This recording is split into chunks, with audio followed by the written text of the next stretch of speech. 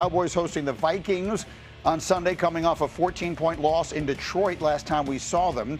CeeDee Lamb was listed as a full participant in practice yesterday, which would suggest he's on track to play after suffering a concussion in that game a week ago. And now the Cowboy conversation really now comes down to this. A wild card spot is going to be very difficult to procure in the NFC. There are just too many teams with such good records. So the division, the path for the Cowboys to get into the playoffs is to try and catch these Eagles who are sliding. The first piece of this is the Cowboys have to win out. Are we confident, J-Mac, in the Cowboys looking at that schedule, that they hold up their end of the bargain and win these games? I am confident. The main factor I see on that, the two challenging teams, Minnesota and then the Chargers, they play both of those games at home. And Dallas has been really good at home with Dak Prescott hitting both of his guys on the outside. They go on the road, and those are the lesser teams that they have to play against. I have a ton of confidence that this team is going to be able to do that. It's zero-sum because you obviously need to win out, which I believe they can. And then you need the Eagles to have one of the all-time collapses in NFL history. Look at those schedules again. This is not the Eagles playing Baltimore and playing Cincinnati. This is the Eagles playing the bottom of the league. You're talking about the Raiders, who have not looked like a functioning team in 2 months. Covered the spread last week. At Commanders. Okay, spread talk is great. Kenny Dillingham and the spread. We're all in on both of them. At Commanders, all right. At Bills, okay, that's fine if you lose that game. The Commanders, if you lose 3 of those 4 and you lose, you don't deserve to be in the playoffs, but yet it's quite possible the way they're playing that they could just have an utter collapse. There's been a lot of conversation about George Pickens, and it's come up a little bit here. Now, the conversation, just because they haven't played in so long and so much has happened, it's quieted a little bit. But what do you want to see? What will you be watching for from him the minute they step foot on the field on Sunday against Minnesota? Can you be dominant?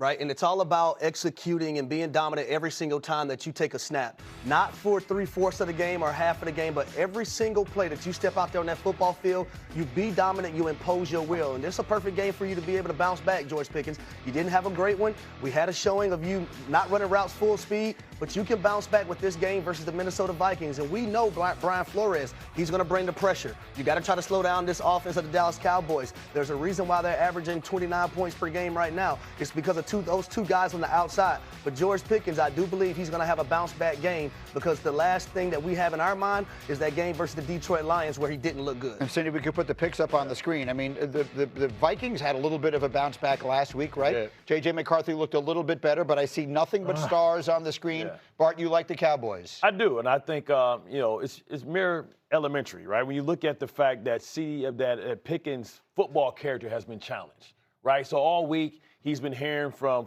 people criticizing him. He's heard from his teammates. I expect Shady to get him involved early, right, to build up his confidence. And really, when it comes down to it, it comes down to the numbers. He's got to realize that he cost himself some money. He got to go get that money back. Even when you look at the contracts of Garrett Wilson and you look at CeeDee Lamb, his contract should be somewhere in between that. So you're asking him, do you want 4 years, $130 million? And then with the opportunity to go back and get another bite at the apple so that you can walk away from this game with $200 million? Well, that's what's at stake. So I think you want to go down and you want to give 110% because at the end of the day, your pocket's needed. Greeny, let me add this really quick. I think for George Pickens, when you have a guy like Randy Moss who's basically telling you he loves George Pickens, it's one of his favorite receivers to watch, and on Sunday Countdown, he basically looks in that camera and he tells George Pickens, that's not you. Yeah. That's when it really hits you as a former player, especially the caliber that George Pickens has. When you have an all-time great, a Hall of Famer, a guy like Randy Moss says that, I know that's not you.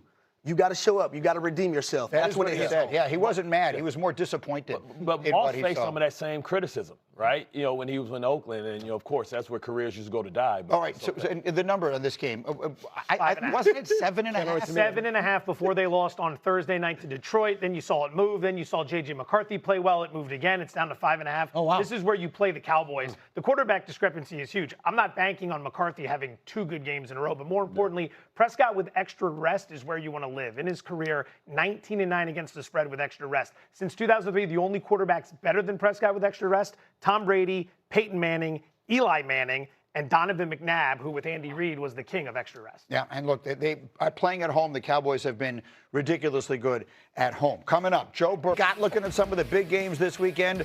J-Mac, some people saying Packers-Broncos could be a Super Bowl preview. Who you like in this game? I like Green Bay in this one, and a lot of it has to do with the guy throwing the football right there. Jordan Love has been incredible over the last few weeks. That's not only ball placement, but the most important thing has been his decision-making. I expect the Broncos to bring pressure, and he has been awesome with dealing with it. Look for Christian Watson to be the guy on the other end of some big plays. Broncos an underdog in this game despite their gaudy record. Lions-Rams, Peter, is a critical NFC game. Who you got? I've got the Rams. I know Jared Goff has beaten Sean McVay and Matthew Stafford the last 2 times they played, including a playoff game. Those games were in Detroit. This one's in L.A. The Rams have those 2 running backs that can put up big numbers and say, hey, Montgomery and Gibbs, we got our guys too, Corum and Williams. O'Brien Branch. Oh, you were I thought you were shaking your head because you're down about your Lions. I thought you were disagreeing with Peter. No, you're just saying about I'm even worse right team. here. Harry, Ravens, Bengals, critical game for the Ravens in particular. Who you like? Gritty, I'm going with the Cincinnati Bengals. And the reason why I'm laughing, hey, everyone in that organization, you better fight for Joe Burrow. Joe Burrow is not happy. Joe Burrow's not having fun. You talk about fight, you better fight for your franchise quarterback because Joe Burrow is not a happy camper right now in Cincinnati. Lest you're not aware of what he's talking about. So yesterday, so much of the conversation here and everywhere got kind of swallowed up by the story in Michigan. Joe Burrow had these cryptic comments on Wednesday that had the entire NFL world buzzing. In case you missed it, let me play them for you. You know, if I want to keep doing this, I have to have fun doing it.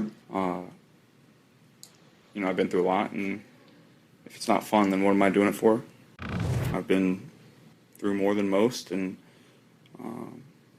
certainly not easy on the brain or the body, so just trying to have fun doing it again. Seemed frustrating. There's just a lot of things going on right now. So Jamar Chase, when they asked him about it yesterday, said he thought that was AI.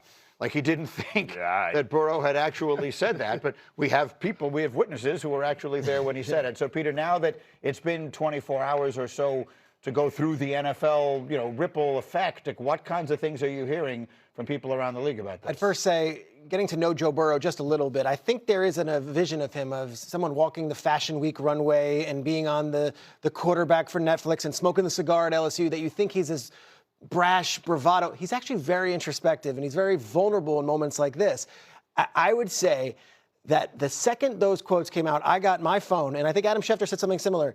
Multiple teams reaching out, not to see if he's available, because they're not asking me, just saying, well, that was interesting. Yeah. And teams that you might not expect. I mean, this is every team that has a quarterback even saying, well, that was interesting, because if Joe Burrow even shows a bit of dissatisfaction with that franchise and isn't saying, I'm done with football entirely, the line would be a mile long of teams that are inquiring. And that includes teams that are actually very good and might be even set with quotes at quarterback. That is how valued a player he is. The conversation went when the Jets made all those trades. Could they get for Burrow? Everyone kind of said, whatever. Joe Burrow being unhappy, whether it be in his life or whether it being in Cincinnati, would set off a massive chain reaction across the league this So, season. guys, Bart, yesterday I said there's 2 people that jump immediately to mind when you hear him talking like that. Yeah. One of them is Carson Palmer, who once retired rather than play in Cincinnati. The other is Andrew Luck, who just had the fun beaten out of him for so long that he actually walked away from the game altogether and never came back. Which did that sound more like to you? I mean, I was front row center for the Carson Palmer. It reminded me of Carson Palmer. I understand the failure for this organization to keep a sustainable winner has always been, they've had these peaks and valleys. But traditionally, like, Cincinnati is viewed as an organization that, it's ran very traditional. It hasn't really hit the refresh button to how football is won now, and they have very stubborn ownership. But, this is kind of bad that Joe Burrow made for himself. And going out and saying, I want to play general manager and I want to get T. Higgins. So now he has so much pressure on himself because he has to carry this football team because they allocated so much of the resources to the offensive side of the ball. And he's been getting the hell beat out of him, even when he went to the Super Bowl. So when you lose it and you think, what else could they do? What else could they give him? What else can Joe Burrow do outside of maybe staying healthy? So at some point, Carson Palmer had told him at the beginning of his career how difficult it is to play in Cincinnati. Cincinnati is a very unique, traditional place. to play. And then there's this piece of it. There's the Andrew Luck. So Carson Palmer didn't want to be in Cincinnati. Andrew Luck just couldn't want to play football anymore. Yeah. And for what it's worth, Burrow in 13 fewer games has been sacked 29 more times than Luck was. What did you think of his comments, J-Mac? So I played against Andrew Luck. I was in Tennessee when he first came in the league, and I remember looking at the other guys on defense like, damn, like they have a guy that has the it factor. Never beat him while I was a member of the Titans, and that's playing him twice a year because there was something special about him. And I think back I remember having a conversation with Andrew Luck at NFLPA meetings, and he had gone through different injuries, and he talked about the feeling of loneliness when you're on IR and you can't be with your teammates and how much of an impact it had on him mentally. So I think those are the things that forced him to step away from the game. So I do think there's similarities in the fact that both of those guys, Joe Burrow and Andrew Luck, are such an ascension in their career when they decided to have these type of comments. But I think for Burrow, like, we can't jump too far. He's frustrated in the moment. They just lost a game on the road in Buffalo where he was outstanding until the interception. So I think this is more frustration in the moment than anything. Yeah, I think